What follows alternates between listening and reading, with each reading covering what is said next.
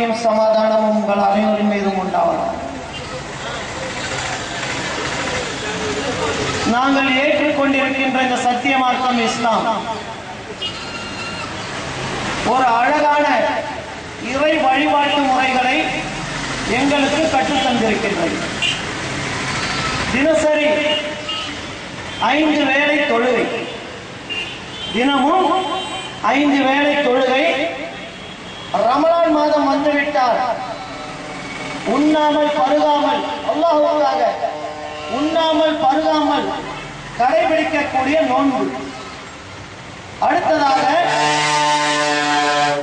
ஹஜ்ஜுடைய மாதத்தில் பலி பிராணிகளை அறுத்து அதனுடைய இறைச்சிகளை ஏழை மக்களுக்கு, அனைத்து மக்களுக்கும் பயன்பெறும் வகையில் ஏழை மக்களுக்கு அளிக்கக்கூடிய அற்புதமான ஒரு வழிபாட்டு முறை.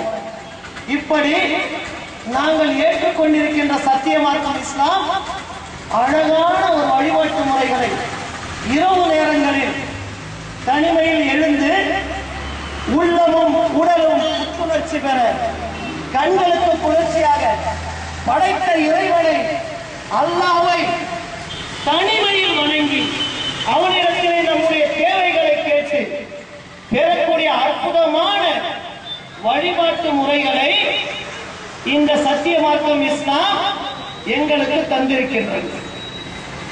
இதுதான் இஸ்லாத்தின் வழிபாட்டு முறை. ஆனால் இங்கே என்ன நடந்து கொண்டிருக்கிறது?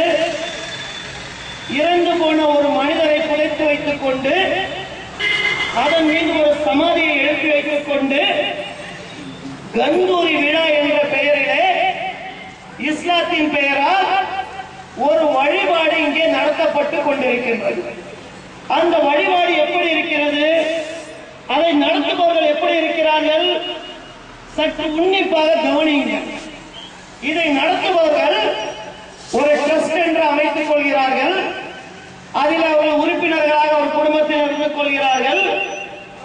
அவர்கள் ஏற்படுத்தியிருக்கின்ற வழிபாடு அனைத்தும் வெறும் கேளிக்கைகள் நிறைந்தது.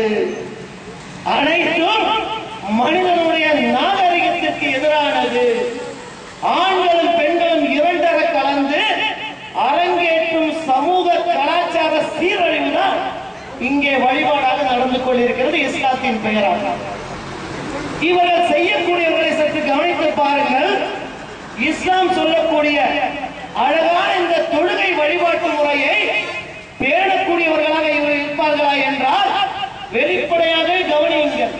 இவர்களுடைய ஆர்வம் எல்லாம் இந்த தர்கா கந்தூரி விழாக்களில் தான் இருக்குமே தவிர இந்த மாதிரியான சத்தியத்தின் வழிபாட்டு முறையில் இருக்காது.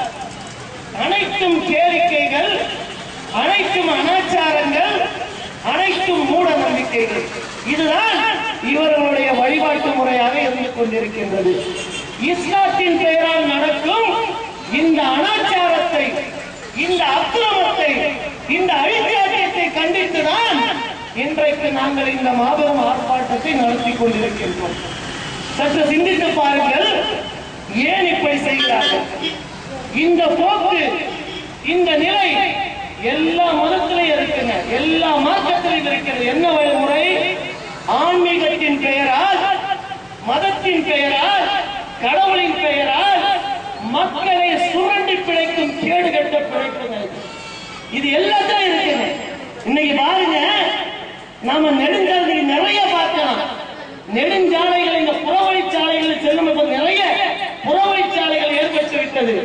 அதுல நம்ம வழக்கமா செல்லும் போது பாத்தீங்கன்னா திடீர்னு ஒரு இடத்துல ஒரு ஆன்மீக வழிபாட்டு மையம் மாதிரி ஒன்று ஏற்படுத்தப்பட்டிருக்கும்.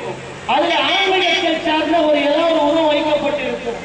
அதுல எழுதி வச்சிருப்பாங்க, அம்மாவே, தாயே, தீவியே, இவ்வழி செல்வோரை உன் விழியென காப்பாய்னு எழுதி வச்சு, இது ஆன்மீகத்துல செய்யறாங்களா? பக்கத்திலே ஒரு உண்டி எழுதி வச்சிருக்காங்க இல்லையா? அப்ப செல்லக்கூடிய பிரயாணிகள் என்ன நினைப்பாங்க? பிரயாணம் சுமூகமாக நடக்க வேண்டும், நமக்கு எந்த இடையூறும் ஏற்பட்டு விடக்கூடாது என்ற பயத்துல அங்க இறங்கி அதை வழிபட்டு விட்டு அந்த உண்டியல்ல காணிக்கையும் போட்டு போவாங்க. நாளடைவுல பாத்தீங்கன்னா, சில வருடங்கள் கழித்து பாத்தீங்கன்னா அது ஒரு மிக பெரும் வழிபாட்டு தலமாக இருக்கும். என்ன இருக்கு? மக்களின் ஆன்மீகத்தின் பெயரால் மக்களை சுரண்டி பிழைக்கும் கேடு கட்ட ஒரு நிலை. இதுதாங்க இங்க தர்காக்கெல்லாம் நடக்குது. இதுக்கு இன்னொரு சான்று சொல்றேன் கேளுங்க. என்ன சான்று? எங்க ஊரு காரைக்கால்.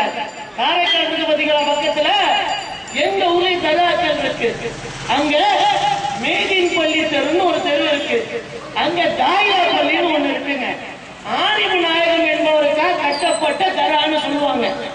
அந்த தர்காவுக்கும் மற்ற தர்காவுக்கும் வித்தியாசம் இருக்கு. என்ன வித்தியாசம்? இங்க எல்லாம் சமாதி தென்படும். இறந்தவர்களை அடக்கம் செய்து வைத்து ஒரு சமாதி. அந்த தர்கால பாத்தீங்கன்னா சமாதி இருக்காது. அங்க சமாதி இருக்காது. ஒரு கட்டம் தலதான் இருக்கும்.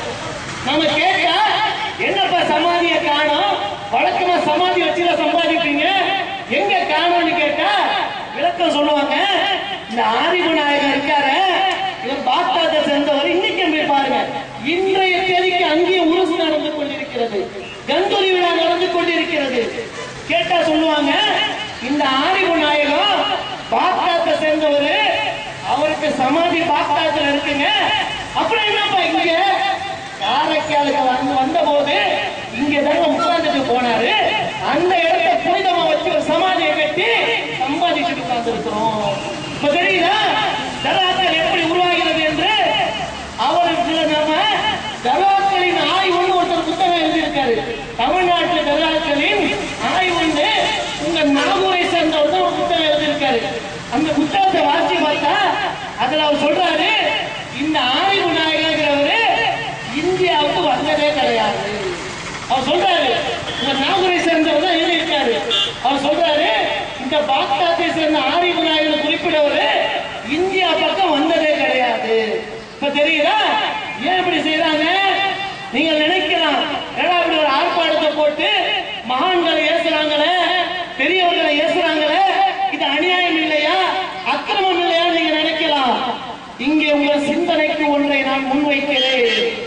நீங்கள் யாரை சிந்தனையாளர், மிக பெரும் சிந்தனையாளர், பகுத்தறிவுவாதி என்று தமிழ்நாடு இன்றைக்கு கொண்டாடுவது பார்த்தீங்களா? தந்தை பெரியார் அவர்கள் இருக்கிறாங்க. தந்தை பெரியார் எல்லாரும் அவர்களுக்கு அங்கீகாரம் தந்திருக்கிறீர்கள். பகுத்தறிவுவாதி, சிறந்த சிந்தனையாளர். அவங்க என்ன பண்ணுவார் தெரியுமா? அவரு மேடைகளில் பேசும்போது பகுத்தறிவு கருத்துக்களை மக்களிடத்தில் எடுத்து வைப்பதற்கு முன்னாடி என்ன செய்வாங்க அப்படின்னா, அந்த கடவுள் சிலைகளை, கடவுள் என்று வணங்கப்படுகிற சிலைகளை கையில எடுத்துக்குவாங்க. எடுத்துக்கொண்டு பொதுமக்கள் அந்த சிலைகளை காட்டுவாங்க. காட்டி அந்த சிலைக்கு அவமரியாதை செய்துவிட்டு அந்த சிலையை வகைப்பாடிவிட்டு தான் தன் பேச்சியை ஆரம்பிப்பாங்க பெரியார் அவர்கள். இப்ப அவங்க அவங்களுடைய நோக்கம் என்ன? அந்த கடவுள் சிலையை அவமதிப்பது அவங்க நோக்கம், அந்த கடவுள் சிலையை இழிவுபடுத்துவது அவங்களுக்கு நோக்கம். நோக்கம் அதுவல்ல. இந்த சிலைகள் கடவுள் பெயரால் மக்களை முட்டாளாக்கம் செய்ய கண்டித்தார்கள் பெரியார் அவர்கள். இவர்களா இல்லையா? இந்த கடவுளின் பெயரால் மக்களை சுரண்டும், ஏழை மக்களை, பாமர மக்களை சுரண்டும் இந்த கேடுகட்ட பேச்சு. அவங்க சொல்றீங்க பகுத்தறிவாதிங்கிறீங்க, சிந்தனையாளர்ங்கிறீங்க. தந்தை பெரியார் அவர்களுக்கு சத்தியம் போய் சேரல, உண்மை என்னன்னு தெரியல, உண்மை கடவுள் தந்தை தெரியல. அதனால அவங்க இறை மறுப்பு கொள்கையின் பக்கம் சென்றார்கள். அந்த நாத்திகத்தின் பக்கம் சென்று அதை கொண்டு மக்களின் மூட நம்பிக்கையை ஒழிக்க பாடுபட்டார்கள். எங்களிடத்துல என்ன இருக்கு தெரியுமா? சத்தியம் இருக்குங்க. எங்கள்கிட்ட இறைவன் யார் என்று எங்களுக்கு தெரியும். இறை தூதரின் வழிகாட்டுதல்கள் எங்களிடத்திலே இருக்கின்றது. நாங்க அந்த கொள்கையை வைத்துதான் இந்த மூட நம்பிக்கைகளை எதிர்த்துக் கொண்டிருக்கின்றோம். இந்த அண்டி பிழைக்கும் இந்த பிழைப்பு கும்பலை எதிர்த்துக் கொண்டிருக்கின்றோம் இஸ்லாத்தின் பெயரால். என்ன நடக்கிறது என்று பாருங்கள். இந்த வருஷம் அவங்க தினசரியில இன்னைக்கு தினசரி பேப்பர் எடுத்து பாருங்க. இந்த கந்தரி விழாவுக்கு அழைப்பு கொடுத்து, பக்த கோடிகளுக்கு அழைப்பு கொடுத்து விளம்பரம் கொடுத்திருக்கிறாங்க. அதுல கொடுத்திருக்காங்க ஒரு வரி, எந்த வருடமும் இல்லாமல் இந்த வருடம் கந்தூரி விழா மிக சிறப்பாக, மிக கோலாகலமாக, வீரியமாக நடைபெறும் கொடுத்திருக்காங்க. நடத்து, வீரியமாக நடத்து, இன்னும் சிறப்பாக நடத்து.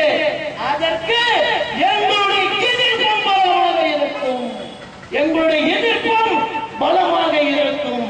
இந்த அண்டி பிழைக்கும் இந்த கடன் கொள்ளையர்களுக்கு பாமர மக்களை அண்டி ஏமாற்றி பிழைக்கும் இந்த களவாணி கும்பலுக்கு அடிக்கக்கூடிய சாமணியாக இந்த ஆர்ப்பாட்டங்களில் இருக்கும் இன்ஷா அல்லாஹ். அப்படிப்பட்ட நிலையில் எங்களுடைய இந்த இஸ்லாத்தின் பெயரால் நடக்கக்கூடிய இந்த அநியாயம், இந்த அக்கிரமம் எங்கள் உண்மையான இஸ்லாமிய உணர்வை இவர்கள் புண்படுத்துகிறார்கள்.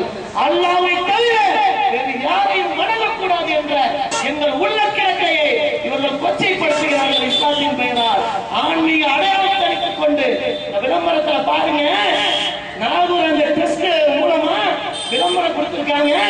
ட்ரஸ்டின்னு 10 பேரை போட்டிருக்காங்க. அதுல 3/4 பேருக்கு அல்லாஹ்வுடைய தூதர் வலியுறுத்திய சுன்னத்தான தாடி கூட கிடையாது. சுன்னத்தான தாடி கூட கிடையாது. இவர்களா இஸ்லாத்தை சொல்லக்கூடியவர்கள் அண்டி பிழைக்கும் கும்பலில் இந்த கும்பலை ஓட புரட்டும் வரை இஸ்லாத்தின் பெயரால் செய்யாது, எங்கள் உணர்வுகளை புண்படுத்தாது. புண்படுத்தினால் இந்த போராட்டத்தில் எங்கள் உயிரையும் கொடுக்க நாங்கள் தயங்க மாட்டோம் என்பதை பதிவு செய்து கொண்டு உரையை நிறைவு செய்கிறேன். புகழ் அனைத்தும்